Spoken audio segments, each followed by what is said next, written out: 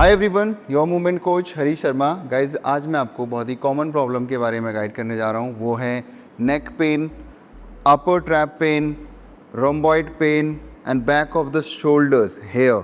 इस पेन के बारे में, ये पेन बहुत कॉमन बन चुका है, चाहे कोई जिम जा रहा है, घर पर है या ऑफिस में बैठकर काम कर रहे हैं। ये पेन क्यों अराइज होता है और इसको आप कैसे ठीक कर सकते हो, इस वीडियो के थ्रू स्टेप बाय स्टेप समझोगे। हमारी अपर बॉडी की मूवमेंट्स ज़्यादातर कॉम्पनसेट होती हैं हमारे अपर ट्रैप से। अगर हमारे शोल्डर के अराउंड मसल्स जैसे तीनों डेल्टॉइड, चेस्ट, लैट अगर स्ट्रॉन्ग नहीं है तो जितनी भी मूवमेंट्स हम अपर बॉडी में करते हैं वो कॉम्पनसेट होगी हमारे अपर ट्रैप से। फॉर एग्जांपल, अगर मैं डंबल फ्रंट रेस कर रहा हूँ और मेरी डेल्टॉइड उतनी स्ट्रॉन्ग नहीं है तो शोल्डर में क्या आएगा? एलिवेशन। आप ओवरहेड प्रेस लगा रहे हो, डेल्टॉइड आपकी स्ट्रॉन्ग नहीं है तो शोल्डर में क्या आएगा? एलिवेशन। आप लैट पुल डाउन लगा रहे हो, आपकी लैट स्ट्रॉन्ग नहीं है तो शोल्डर में क्या आएगा? एलिवेशन। तो ये मसल्स इतने ओवरवर्क कर जाते हैं जिसकी वजह से यहाँ पर लंप टाइप क्रिएट होता है जिसको हम नॉट भी बोलते हैं। और जब इसकी वजह से पेन अराइज होता है तो लोग ट्रीटमेंट के लिए जाते हैं और इसकी वजह से कुछ लोगों को ना नेक में भी पेन होता है, साइड हेड में भी पेन आता है। और जब वो ट्रीटमेंट के लिए जाते हैं तो उनको बोल दिया जाता है कि आपको सर्वाइकल हो गया है। देखो, सर्वाइकल कोई बीमारी नहीं है, इन्हीं सब प्रॉब्लम की वजह से हमें साइड में पेन अराइज होता है। अब आप इस प्रॉब्लम को कैसे ठीक कर सकते हो? अपर ट्रैप्स जो ऑलरेडी ओवरवर्कड हो चुके हैं, जिसमें आपको पेन हो रहा है, सबसे पहले उनको रिलीज़ कराने की ज़रूरत है through the physiotherapy, dry needling और मसाज। अब ये ओवरवर्कड क्यों हुए थे? क्योंकि हमारे शोल्डर के अराउंड मसल्स इनफ स्ट्रॉन्ग नहीं थे। तो इस पर मैंने एक अलग से वीडियो बनाया हुआ है शोल्डर एंड रेंजेस पर। बेस्ट पार्ट ये है कि उन एक्सरसाइज में आपके अपर ट्रैप का इन्वॉल्वमेंट भी नहीं होगा और आपके शोल्डर के अराउंड मसल्स स्ट्रॉन्ग भी हो जाएंगे। You should watch this video, इसका लिंक डिस्क्रिप्शन में मेंशन्ड है। गाइज, आपने अपर ट्रैप्स को रिलीज़ करा लिया और जो एक्सरसाइज मैंने वीडियो में बताई थी उनको करके आपने अपने शोल्डर्स के मसल्स को स्ट्रॉन्ग बना लिया। बट आज मैं आपको एक एक्सरसाइज गाइड करने जा रहा हूँ जिससे कि आपको ये प्रॉब्लम दोबारा अराइज ना हो। वो है फार्मर कैरी होल्ड। बट इसका एग्जीक्यूशन बहुत अलग है, ये समझना बहुत ज़रूरी है। केटल बेल पकड़ो आप, ठीक है? हैवी से हैवी वेट लेना है जितना आप अच्छे से ग्रिप कर सको। नॉर्मली हम क्या करते हैं, ज़्यादातर श्रग्स लगाते रहते हैं और जब हम श्रग्स लगाते हैं तो हम अपने मसल्स को, अपने अपर ट्रैप्स को फुली स्ट्रेच नहीं होने देते। तो इस एक्सरसाइज को करते टाइम आपको एक बात का ध्यान रखना है कि chest out, shoulder fully depress, feel stretch here. आपको स्ट्रेच आ रहा है? और एक और इम्पॉर्टेंट बात, शोल्डर डिप्रेस करने के अलावा आप अपनी लैट को भी स्क्वीज़ करोगे लाइक दिस, क्योंकि लैट का काम है शोल्डर को नीचे की ओर पुल करना और आपके लोअर ट्रैप्स भी शोल्डर को नीचे की ओर पुल करेंगे। तो इस एक्सरसाइज के थ्रू आपके अपर ट्रैप्स स्ट्रेच हो रहे हैं और आपकी लैट एंड लोअर ट्रैप्स का एंगेजमेंट इंक्रीज़ होगा। गाइस, इस एक्सरसाइज को ऐड करना अपने एक्सरसाइज रूटीन में बहुत ज़रूरी है। जितना ज़्यादा करोगे उतने जल्दी बेनिफिट आपको मिलने वाले हैं। तो ऐसा नहीं है कि सिर्फ फिजियोथेरेपी करा ली, रिलीज़ करा लिया, उससे आपको लाइफ टाइम प्रॉब्लम नहीं आएगी। ये प्रॉब्लम अराइज ना हो तो इस एक्सरसाइज को आज से ही ऐड करो। गाइज, एक केस ऑलरेडी मैं आपको बहुत अच्छे से समझा चुका हूँ कि अगर आपके शोल्डर के अराउंड मसल स्ट्रॉन्ग नहीं है तो उस केस में आपके अपर ट्रैप्स ओवरवर्क करेंगे। देखो, अपर ट्रैप्स तो आपकी एक्सरसाइजेज में ओवरवर्क करेंगे ही करेंगे, तो इनको रिलीज़ कराना मस्ट है और उसके साथ साथ फार्मर कैरी होल्ड करना भी मस्ट है, उसको आप अवॉइड नहीं कर सकते। मैं बहुत सारे केसेस ऐसे भी देखता हूँ कि शोल्डर के अराउंड मसल्स स्ट्रॉन्ग हैं, तीनों डेल्टॉइड, चेस्ट, लैट, फिर भी उनको यहाँ और यहाँ पर पेन होता है। अपर ट्रैप एंड रोम्बॉइड में पेन होता है। पता है क्यों? देखो, ये मसल्स तो हैं ओवरवर्क, तो जो पेन यहाँ पर हो रहा है वो हो रहा है ओवरवर्क की वजह से।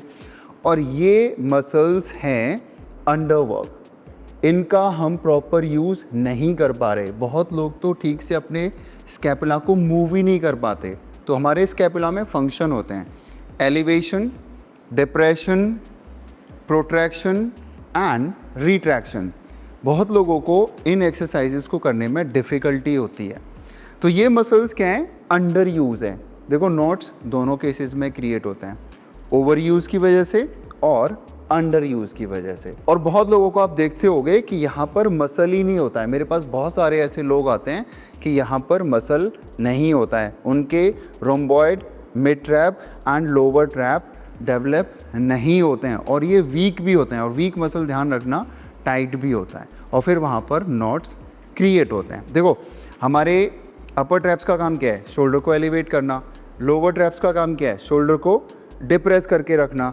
अभी मैंने एक एक्सरसाइज बताई थी, फार्मर कैरी होल्ड, उसमें बताया था कि इन मसल्स को स्क्वीज़ करना बहुत इंपॉर्टेंट है। बट ये मसल्स कैसे स्क्वीज़ कर पाओगे जब इनमें अवेयरनेस ही नहीं है, उतनी स्ट्रेंथ ही नहीं है। तो अपने स्कैपुलर मसल्स को स्ट्रॉन्ग बनाने के लिए मैंने एक अलग से ITYW रेजेस पर वीडियो बनाया हुआ है। उन वीडियोस को देखो और इन मसल्स को स्ट्रॉन्ग बनाओ। बट यहाँ पर जो नॉट बन चुका है उसका क्या करोगे?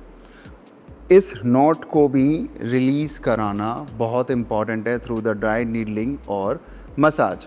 अगर आप मसाज और ड्राई नीडलिंग नहीं करा सकते हो तो इन मसल्स को हम खुद से भी रिलीज़ कर सकते हैं थ्रू द वॉल और फोम रोलर। वो कैसे करोगे वो मैं अभी आपको बताने वाला हूँ। अपने स्कैपुलर मसल्स को स्ट्रॉन्ग बनाने के लिए आपने ITYW रेजेस कर लिए और उन एक्सरसाइज के बारे में अच्छे से समझ भी लिया है। बट जो ऑलरेडी यहाँ पर नॉट क्रिएट हो चुका है जिसकी वजह से आपको पेन हो रहा है, उसको आप कैसे ठीक करोगे? या तो फिजियोथेरेपी, ड्राई नीडलिंग। अगर आप फिजियोथेरेपी और ड्राई नीडलिंग नहीं करा सकते हो तो अपने जिम में इन मसल्स को कैसे रिलीज़ करोगे? बॉल को प्लेस करेंगे रोम्बॉइड पर, ठीक है। Keep your shoulder protracted forward, तभी हमारा नॉट बाहर निकल के आएगा। अब बॉल को प्रेस करेंगे अगेंस्ट द वॉल एंड अब वहाँ पर रब करना स्टार्ट करो। तो जहाँ पर भी आपको नॉट है वहाँ पर बॉल को प्लेस करना है और उसके अराउंड धीरे धीरे रब करना है। अब देखो, हम इसमें साइड टू साइड भी जा सकते हैं, लाइक दिस, नो दिस।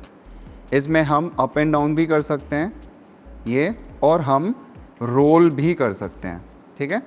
एक बार प्रेस करके रखो, दिस, फील हो रहा है ये।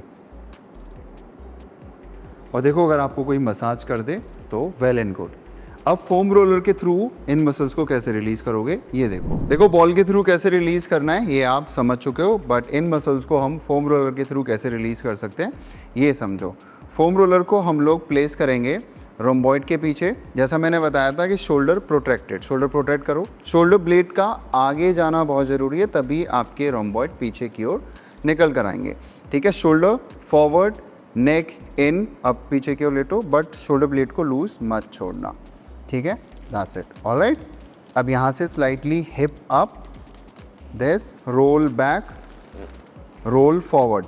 अब जिस साइड में आपको नॉट ऑलरेडी क्रिएट हो रखा है उस साइड में आप रोल कर सकते हो, बट शोल्डर फॉरवर्ड, शोल्डर नहीं जाएगा, ठीक है। आपको वहाँ पे आ रहा है प्रेशर, ठीक है। This, keep your shoulder forward all the time, make hollow, हाँ, दिस, ठीक है। तो आप दोनों साइड पर इस तरीके से रोल कर सकते हो। गाइस देखो, मैं प्रॉब्लम का सॉल्यूशन तो बता देता हूँ, बट अप्लाई करने वाले बहुत कम लोग हैं। इन प्रॉब्लम्स को क्रिएट होने में टाइम लगता है, तो आप ये मत सोचना कि आप 2-4 बार कर लोगे और ये प्रॉब्लम ठीक हो जाएगी। अगर आप पहली बार फिजियोथेरेपी करा रहे हो और इन मसल्स को रिलीज़ करा रहे हो तो ये नेक्स्ट डे सोर होंगे और पेनफुल होगा वो प्रोसेस। तो बहुत लोग ये समझते हैं कि वो पहली बार फिजियोथेरेपी, मसाज या ड्राई नीडलिंग कराएंगे और एक बार में ये प्रॉब्लम ठीक हो जाएगी। कम से कम आपको 8 to 10 सेटिंग करनी पड़ेंगी, तभी आप इस प्रॉब्लम को परमानेंटली ठीक कर सकते हो। और स्टार्टिंग में तो आपको ऐसा लगेगा कि ये प्रॉब्लम और बढ़ गई है। देखो, मैंने भी फिजियोथेरेपी कराई है, मैं बहुत लोगों को कराता भी हूँ करण भैया के थ्रू, तो ये बहुत कॉमन प्रॉब्लम है।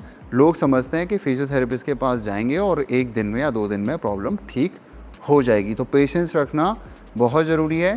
पहले 1, 2 या 3 सेशंस आपके लिए डिफ़िकल्ट रहेंगे, राइट। हो सकता है उसमें आपको फीवरेज भी फील हो, नेक के अराउंड पेन भी फील होगा और ये मसल्स सोर भी होंगे। तो हर पेन गलत नहीं होता है, ये दिमाग में रखना बहुत ज़रूरी है।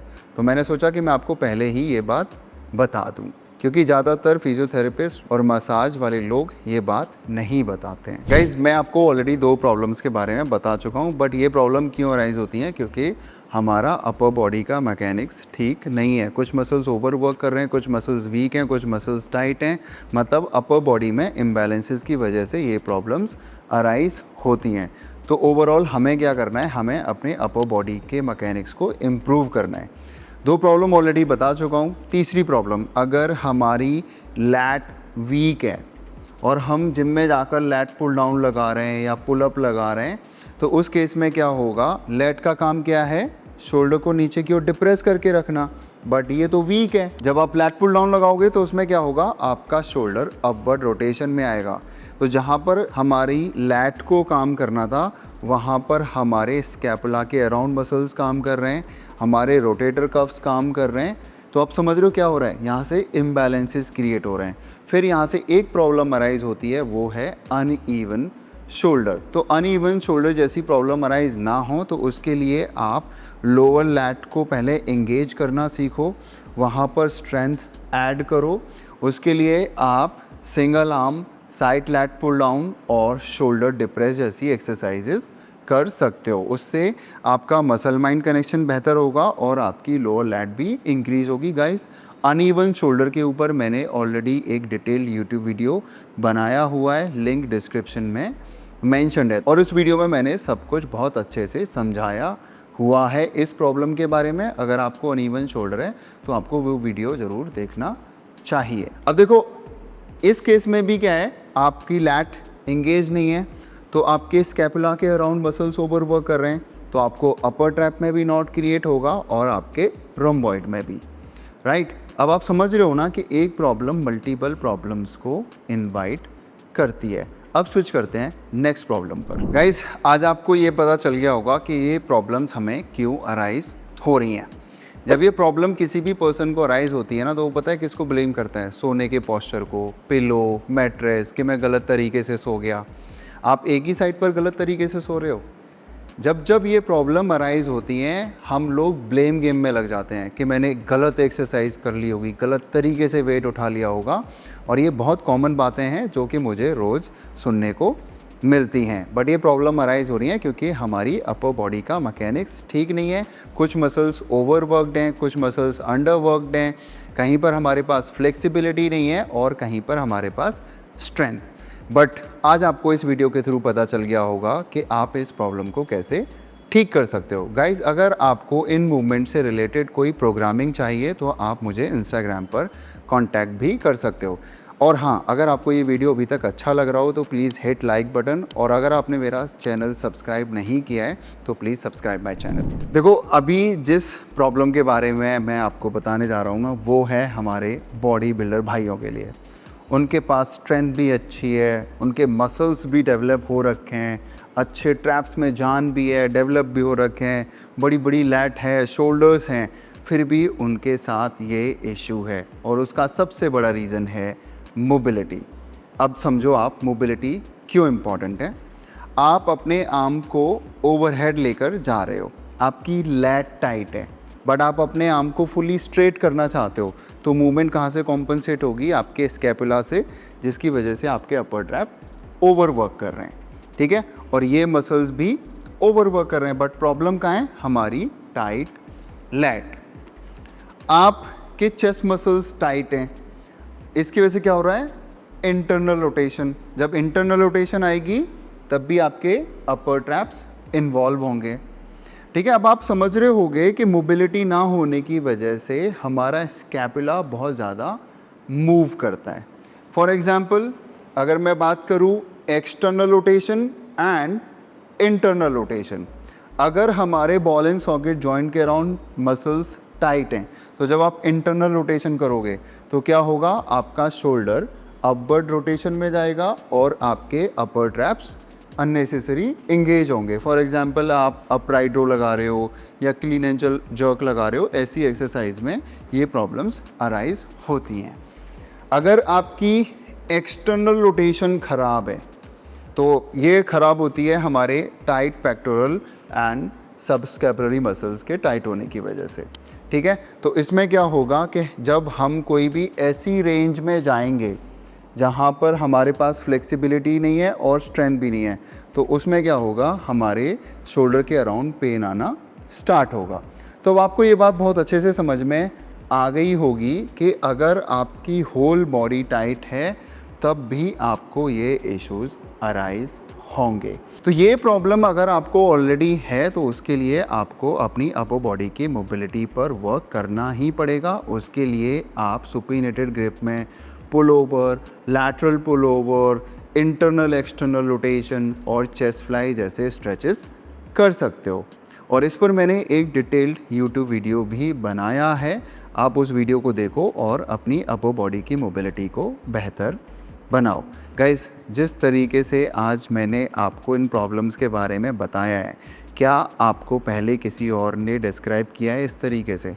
देखो, ऐसी प्रॉब्लम्स के साथ मैं डेली डील करता हूँ। मेरे पास बहुत सारे लोग हैं जो कि एक एंड पेन लेकर आते हैं और मैंने ये सारी प्रॉब्लम्स ठीक भी की हैं और वो अब वो सब मूवमेंट्स कर पा रहे हैं जो कि उन्होंने पहले कभी ड्रीम नहीं करी थी। Like the back lever, swings, they can hang for longer time, they can do muscle up, they can do handstand। तो उनके साथ ऐसा नहीं है कि उनको सिर्फ प्रॉब्लम से बाहर निकाला है, उनको कॉन्फिडेंस भी दिया है और अब वो सब कर पा रहे हैं जो कि उन्होंने कभी ड्रीम भी नहीं किया था। गाइस, अब समझते हैं प्रोग्रामिंग के बारे में। ओवरऑल इन सभी प्रॉब्लम्स को ठीक करने के लिए आपको क्या करना है? मूवमेंट। आपको हर मसल को इक्वली प्रायोरिटाइज करना है। जितनी भी मूवमेंट्स आज मैंने आपको गाइड की हैं थ्रू द वीडियो रेफरेंस, उन सभी एक्सरसाइज को अपने वर्कआउट रूटीन में ऐड करना है और एक ऐसा वर्कआउट प्लान बनाना है जो कि फ्यूचरिस्टिक हो और आपको प्रॉब्लम्स भी अराइज ना हो।